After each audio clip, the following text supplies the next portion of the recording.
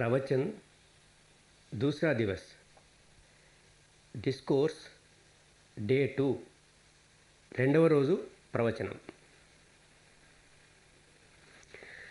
సాధనలో రెండవ రోజు పూర్తయింది. ఇప్పుడు పని చేయడానికి ఇంకా 8 రోజులే మిగిలాయి. రెండో రోజు మొదటి రోజు కంటే బాగుంది, కానీ ఇంకా కష్టాలు ఉండనే ఉన్నాయి. మరకటం లాంటి మనసును, ఈ కోతి మనసును వశంలోకి తీసుకురావడం కష్టం. ఒక కొమ్మను విడిచి మరో కొమ్మను, రెండో కొమ్మను విడిస్తే మూడో కొమ్మను పట్టుకుంటుంది. ఒక ఆలోచన వదిలితే రెండో ఆలోచన, రెండోది పోతే మూడవది. ఎంత వ్యాకులత, ఎంత అశాంతి, ఎంత చపలమైనది ఈ చిత్తం, ఎంత చంచలమైనది ఈ చిత్తం. దీన్ని శాంతపరచాలి, వశం చేసుకోవాలి. కాబట్టి ఎంతో ధైర్యంతో, ఎంతో అర్థం చేసుకుంటూ పని చేస్తూ పోవాలి. ఏమాత్రం తొందరపాటు వద్దు, ఏమీ ఆదుర్ద పడకండి, లేకపోతే పని జరగదు. పైపెచ్చు కష్టాలు ఎదురవుతాయి. ఏ అడవి దున్నో అడవి ఏనుగో ఊళ్ళోకి వచ్చిందనుకోండి, ఎంత గందరగోళం చేస్తుంది, ఎంత హాని కలిగి చేస్తుంది. అదే తెలివైన వాడొకడు దాన్ని మచ్చిక చేసుకుంటే దాని బలమంతా, ఇప్పటి వరకు నష్టాన్ని కలిగించే ఆ బలమంతా మన సేవకు ఉపయోగపడుతుంది. అలాగే మన మనసు కూడా విచ్చలవిడిగా ఉన్నంతకాలం ఎంతో హాని కలిగజేస్తుంది. అదే మనసును వశపరుచుకుంటే ఎన్నో వేల ఏనుగుల కన్నా ఎక్కువ బలం ఉన్న ఈ మనస్సు ఇక మనకు సేవ చేయడం మొదలెడుతుంది.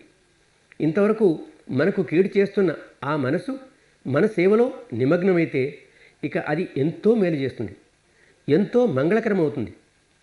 అయితే అడవి జంతువును మచ్చిక చేసేవాడు ఎలాంటి తొందరపాటు లేకుండా ధైర్యంతో పనిచేస్తాడు. ఆ అడవి జంతువును ఈరోజే పట్టుకొని రేపటికల్లా అది నా వశంలోకి రావాలనుకుంటే, నా మాట వినాలనుకుంటే అది కుదిరే పనేనా? ఎంతో ధైర్యంతో, సాహసంతో దాన్ని మచ్చిక చేసుకుంటాడు. అలాగే మన మనసును కూడా ఎంతో ధైర్యంతో మచ్చిక చేసుకోవాలి. ఈ విధానాన్నంతా చక్కగా అర్థం చేసుకుంటూ పనిచేయాలి. ఎన్నో రకాల ధ్యాన ప్రక్రియలు ఉన్నాయి, కానీ ఈ ధ్యాన ప్రక్రియ యొక్క ప్రత్యేకతను బాగా అర్థం చేసుకోండి. మనసు పారిపోయిందని తెలిస్తే ఏదో కొంపమునిగినట్టు బాధపడవద్దు, గాబరపడొద్దు, నిరాశ చెందవద్దు. ఇది అర్థం కాకపోతే సాధకుడు అప్పుడప్పుడు పరిగెత్తు వస్తాడు, చూడండి 2 రోజులైంది నా మనసు నిలవటం లేదు అని.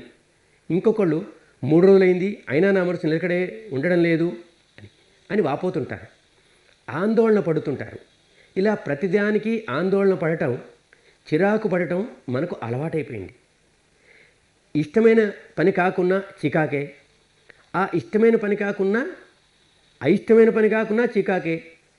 ఇప్పుడు నా మనసు నిలవట్లేదని మళ్ళీ అదో చికాకు. ఇలా నా మనసుకు నిలకడలేదు, నా మనసుకు నిలకడలేదు అని ఏడుస్తూ కూర్చుంటే మరి ఎలా నిలబడుతుందయ్యా? నీవు ఎంతంత గాబరా పడతావో నీ మనసు నిలకడగా ఉండటానికి అంతంత కష్టమవుతుంది. నీ స్వభావాన్ని మార్చుకోవాలి. ఇదే మన సాధనంతా. ఇష్టమైనది జరిగితే ఆ సుఖాన్ని అనుభవించడం, ఇష్టం కానిది ఏదైనా జరిగితే దుఃఖాన్ని అనుభవించడం. ఈ భోక్తా స్వభావం మనకు అలవాటైపోయింది. ఈ భోక్తా స్వభావాన్ని మార్చి ద్రష్టా స్వభావానికి బలపరుచుకోవాలి. అంటే సాక్షి స్వభావాన్ని పుష్టి చేసుకోవాలి, తటస్థ స్వభావాన్ని బలపరుచుకోవాలి. ఇదే మన సాధన. చిత్తం ఏకాగ్రం అయిందో లేదో అది వదిలిపెట్టండి. మన భోక్తా స్వభావం మారి ద్రష్టా స్వభావం బలపడిందా లేదా అన్నదే అసలు సంగతి. మనసు పరిపరి విధాలా పోతే, అవునండి మనసు చెరిగిపోయింది అని దాన్ని ద్రష్టగా గమనించాలి. మనసు నిలకడగా లేకపోవడమే ఈ క్షణంలో ఉండే సత్యం. మనసు చెదిరిపోయింది, ఇదేదో పెద్ద తప్పు అని దాని గురించి చింతపడటం, దుఃఖించటం అదే పాత అలవాటు. అంటే ఈ విద్య మీకు ఇంకా అర్థం కాలేదన్నమాట. ఈ సాధన పద్ధతి మీకు అర్థం కాలేదు. కొంచెం కూడా బాధపడకూడదు. మనసు నిలవటం లేదనిపిస్తే మనసును మళ్ళీ శ్వాసపైకి తీసుకురండి. పారిపోవటం మనసు పని, దాన్ని శ్వాసపైకి తీసుకురావటం మన పని. ఏ విచారము లేకుండా మనసును తిరిగి శ్వాసపైకి తేండి. మనసును శ్వాసపైకి తేవడం కోసం ఎలాంటి బలము ఉపయోగించనక్కర్లేదు. మనసు వ్యాకులత పడుతున్నప్పుడే బలవంతం చేయాల్సి వస్తుంది. నేను అనుకున్నట్లు పని జరగడం లేదు, అనుకున్నట్టు పని జరగలేదు అని అనుకున్నప్పుడే మనసును బలవంత పెట్టాల్సి వస్తుంది. దానిపై ఒత్తిడి పెరుగుతుంది. కానీ అలా బలవంత పెట్టనక్కర్లేదు. మనసు పారిపోవడం మామూలేనని చిరునవ్వుతో స్వీకరించు. తనకు తానే తిరిగి వస్తుంది ఆ మనసు. దాన్ని బలవంతం పెట్టనక్కర్లేదు. తనకు తానే శ్వాసపైకి వచ్చి పనిచేయడం మొదలెడుతుంది. మళ్ళీ పారిపోతుంది. మళ్ళీ తెలివి వచ్చినప్పుడు అరే పారిపోయింది, మళ్ళీ పారిపోయింది అని అంత మాత్రమే తెరవండి. మనసు పరిపరి విధాలా పోవడం, ఏదో కంపుమునిగినట్లు భావించకూడదు. ఏమీ కాలేదు, జరిగేదేదో చెడు కాదు, మంచి కాదు. ఏది జరుగుతోందో దాన్ని తెలుసుకుంటూ ఉండడాన్నే సాక్షిభావం అంటారు, తటస్థభావం అంటారు. అంటే భోక్తాభావం సమాప్తమైంది అన్నమాట. సాధనలో అభివృద్ధి చెందుతున్న కొద్దీ కర్తాభావం కూడా సమాప్తం కావాలి. మనం ఏమీ చేయడం లేదని తెలుసుకుంటూ పోవడమే. ఏం జరుగుతుందో దాన్ని తెలుసుకుంటూ వెళుతున్నాం. మనసు దారి తప్పింది, దాన్ని కూడా తెలుసుకుంటున్నాం అని అంత మాత్రమే తెలుసు అనుకోవాలి. అలా ఉంటే మనసు మళ్ళీ దారికి వచ్చి తన పని తను చేస్తూ పోతుంది. మళ్ళీ దారి తప్పింది, దారి తప్పిందని మనం తెలుసుకున్నాం, అది మళ్ళీ శ్వాసపైకి వచ్చేసింది. అలా ఏ ఏ అనుభవాలు మనకు వస్తున్నాయో వాటిని భోక్తాభావంతో కాకుండా ద్రష్టాభావంతో, సాక్షిభావంతో, తటస్థభావంతో చూస్తున్నాం. వాటి ప్రభావం మనపై ఇప్పుడు ఉండటం లేదు. ఏం జరుగుతుందో అది జరగని, కానీ వాటి వల్ల మనం ప్రభావితం కాము.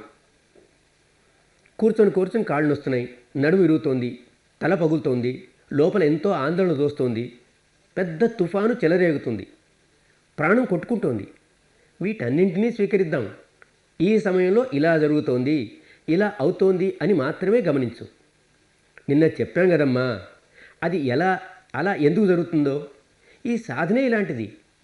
పని చేస్తూ పోతుంటే మధ్యలో ఏవో కొన్ని క్షణాలు వస్తాయి.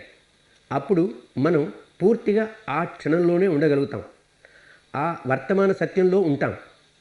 శ్వాస వస్తుంటే వస్తోంది, పోతుంటే పోతోంది, అంతే.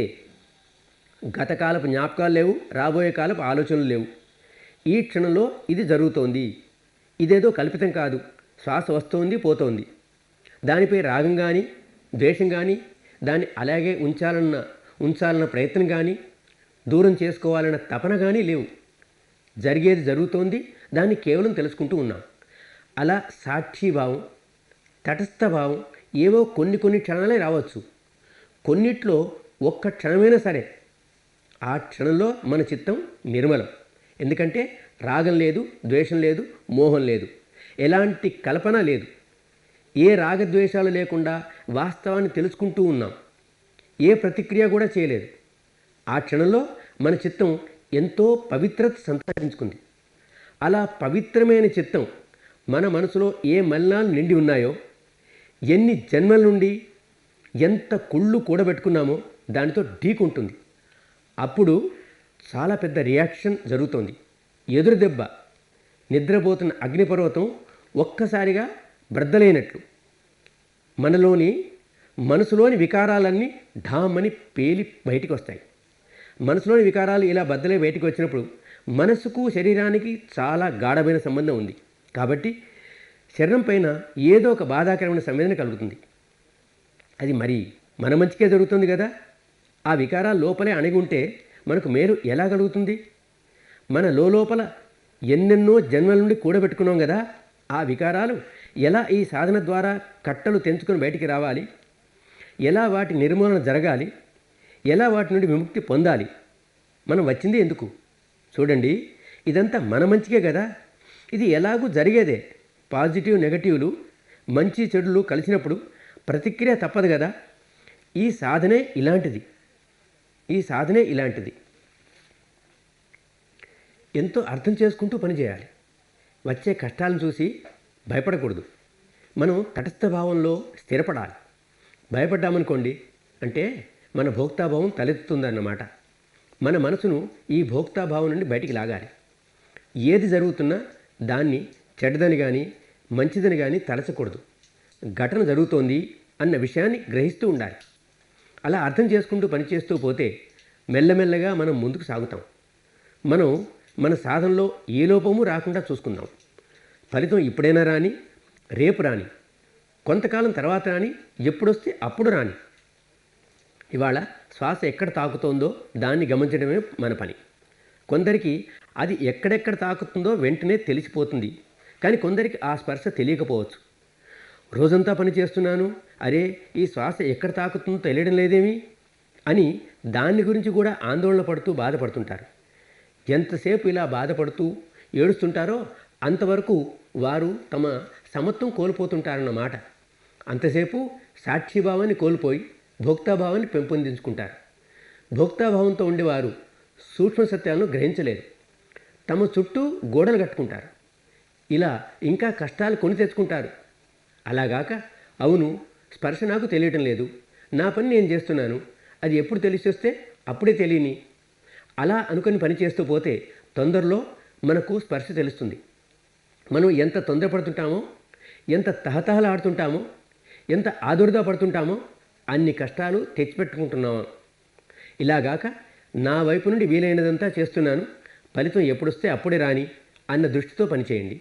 అప్పుడు మీరే చూస్తారు, ఎంతో ప్రగతిని సాధిస్తారు. కనుక ఈ విద్యను బాగా అర్థం చేసుకుంటూ పనిచేయండి. మనసుతో పోరాటం చేయవద్దు, ద్వేషించవద్దు, దాని స్వభావాన్ని మార్చాలి. చక్కగా అర్థం చేసుకుంటూ దాని స్వభావాన్ని మార్చాలి. తన భోక్తాభావాన్ని ద్రష్టాభావంగా ఎలా మార్చాలి, తటస్థ భావంలో ఎలా స్థిరపరచాలి. భోక్తాభావన సమాప్తమై తీరుతుంది. మెల్లమెల్లగా కర్తాభావన కూడా సమాప్తమవుతుంది. జరిగే సంఘటన ఏదో జరుగుతోంది, తెలుసుకోవటం జరుగుతోంది, అంతే, చేసేదేమీ లేదు. కానీ ఒక్క విషయంలో యుద్ధం చేయాల్సి వస్తుంది. అప్పుడప్పుడు బద్ధకం వచ్చినప్పుడు, కునుకుపాట్లు వచ్చినప్పుడు పని ఆగిపోతుంది. అలా అయితే కొంచెం గట్టిగా గాలి పీల్చండి. ఎప్పుడెప్పుడు బద్ధకం వచ్చినా గాలి గట్టిగా పీల్చండి. అలా చేసినా పని జరగక కునికిపాట్లు వస్తుంటే లేచి నడవండి. 5 నిమిషాలు నడవండి. అలా నడుస్తూ ఉన్నప్పుడు అప్పుడు కూడా శ్వాసను గమనిస్తూ పోండి. మళ్ళీ వచ్చి సాధనలో కూర్చోండి. అదే సామూహిక సాధన సమయం అయితే లేచి నిల్చోండి. ఈ హాల్లోనే 5 నిమిషాలు నిలబడండి. 5 నిమిషాల కంటే ఎక్కువ వద్దు సుమా. 5 నిమిషాలకి నిలబడి శ్వాసను గమనిస్తుండండి. తర్వాత కూర్చోండి. అదే మామూలు సమయంలో ఇంకా కొనుక్కుపాట్లు వస్తుంటే 5 నిమిషాలు బయటికి వెళ్ళండి. ఇలా యుద్ధం చేయాల్సిందే, చేస్తూనే ఉండాలి. ఇలాగాక మనసును ఇంకే విధంగానూ బలవంతం చేయకూడదు. ఏ సంఘటన జరుగుతున్నా దాన్ని గమనిస్తూనే ఉండండి.